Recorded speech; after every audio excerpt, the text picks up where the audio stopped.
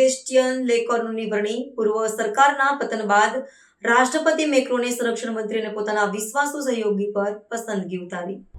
ફ્રાન્સના રાષ્ટ્રપતિ એમેન્યુએલ મેક્રોને તેમના સંરક્ષણ મંત્રી અને નિકટના સહયોગી સેબેસ્ટિયન લેકોર્નુને દેશના નવા વડાપ્રધાન તરીકે નિયુક્ત કર્યા છે. પૂર્વ વડાપ્રધાન ફ્રાન્કોઇસ બાયરુની સરકાર સંસદમાં વિશ્વાસનો મત હારી ગયા બાદ આ નિમણૂક કરવામાં આવી છે, જેનાથી દેશમાં રાજકીય અસ્થિરતા વધુ ઘેરી બની છે.